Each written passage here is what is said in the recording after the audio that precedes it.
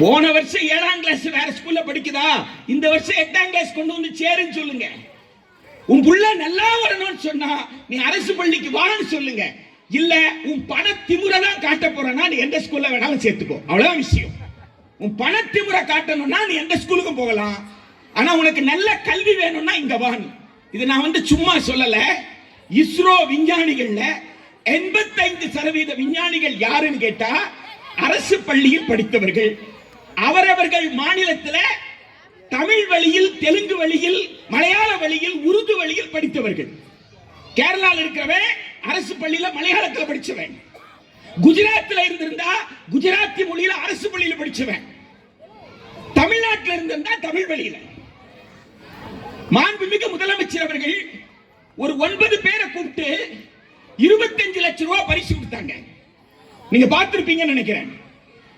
அந்த 9 தமிழர்கள் யாரு அப்படின்னு கேட்டா, இப்போ இஸ்ரோக்கு இயக்குநராக இருக்கக்கூடிய ஒரு ப்ராஜெக்டோட டைரக்டரா இருக்கக்கூடிய தென்காசி மாவட்டத்தை சார்ந்த நிகர் ஷாஜி. அந்த நிகர் ஷாஜி எங்க படிச்சாங்க? 1ஆம் வகுப்புல இருந்து 5ஆம் வகுப்பு வரைக்கும் தென்காசி மாவட்டத்தில் உங்களுக்கு செங்கோட்டையில அரசு பள்ளியில தமிழ் வழியில படிச்சாங்க. 6ஆவதுல இருந்து 12ஆவது எங்க படிச்சாங்க? அரசு மேல்நிலை பள்ளியில படிச்சாங்க. இதற்கு முன்னாடி மயில்சாமி அண்ணாதுரை கோயம்புத்தூர் மாவட்டத்தில் பொள்ளாச்சியில அரசு பள்ளியில தமிழ் வழியில படிச்சாரு. அதற்கு முன்னாடி இருந்த டாக்டர் சிவன், இவங்கெல்லாம் உயிரோடு இருக்கிற நம்ம சமகாலத்து மக்கள். இவங்கெல்லாம் டாக்டர் சிவன் கன்னியாகுமரி மாவட்டத்தில் அரசு பள்ளியில தமிழ் வழியில படிச்சவர். ஆக அது கடல் ஆராய்ச்சியாக இருந்தாலும் சரி, விண்ணாராய்ச்சி. நான் வெறும் டாக்டர்னு சொல்லல, நான் வெறும் இன்ஜினியர்னு சொல்லல.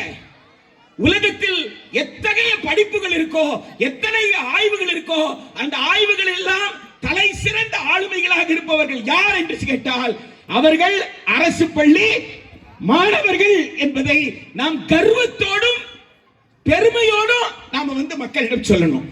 எனவே நம்ம பிள்ளையும் பணக்காரனா இருந்து பிரயோஜனம் இல்லை. நம்ம பிள்ளை பெரிய பொறுப்புல இருக்கான்றதுலாம் பிரச்சனை இல்லை. நம்ம பிள்ளை எந்த பொறுப்புல இருந்தாலும் மக்களை நேசிக்க தெரியுதா, மக்களுக்காக உழைக்க தெரியுதா, ஊர்ல இருக்கிற மக்களா நம்ம பிள்ளைய பாராட்டுறாங்களா, அப்படிப்பட்ட பாராட்டுற பிள்ளைகளாக நம் பிள்ளைகள் வளரணும்னு சொன்னா அது அரசு பள்ளியாகத்தான் இருக்க வேண்டும். வட்டார கல்வி அலுவலர் என்ன சொன்னாரு? நீ ஸ்ட்ரென்த் சேரு, நீ கேட்கிற அளவுக்கு டீச்சர் கொடுக்கிறேன்ட்டாரு.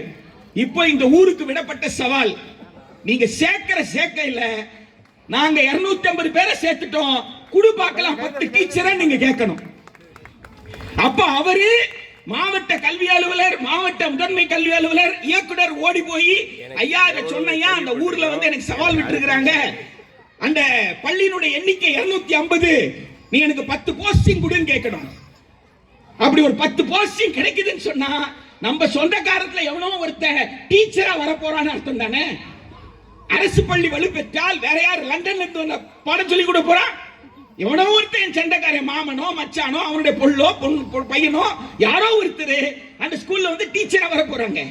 எனவே அரசு பள்ளியை வலுப்படுத்துவது என்பது சமூகத்தை வலுப்படுத்துவது, சமூகத்தை மேம்படுத்துவது, அரசின் நல திட்டங்கள் மக்களுக்கு சரியாக சென்று சேர்வதை உறுதிப்படுத்துவது. இதுதான் ஒரு அரசு பள்ளியினுடைய பெருமை.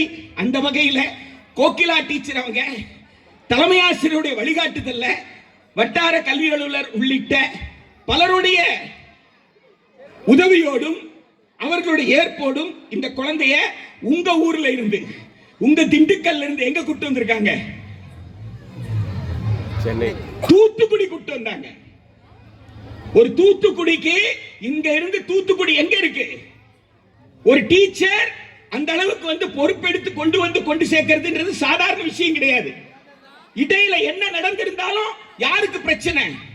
அந்த டீச்சருக்கு தான் பிரச்சனை. அந்த கோகிலா தேவி என்கின்ற அந்த ஆசிரியரை நான் மனதார பாராட்டுகின்றேன். அந்த முயற்சியை மேற்கொண்ட அந்த ஆசிரியரை நான் மனதார பாராட்டுகின்றேன்.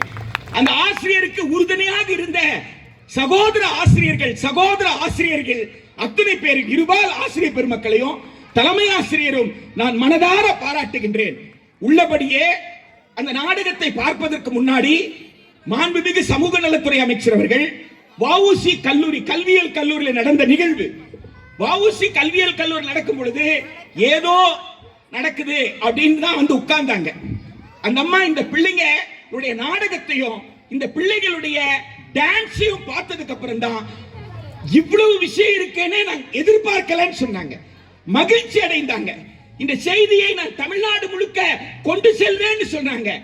ஆசாரிபுதூர்ல இருந்து ஊராட்சி நடுநிலைப்பள்ளி மாணவர்கள் தூத்துக்குடிக்கு வந்து தூத்துக்குடியில மாண்புமிகு சமூக நலத்துறை அமைச்சர் மரியாதைக்குரிய கீதா சிவன் அவர்களுடைய உள்ளத்தை கொள்ளை கொண்டிருக்கிறார்கள் என்பது பெருமைக்குரிய விஷயம்.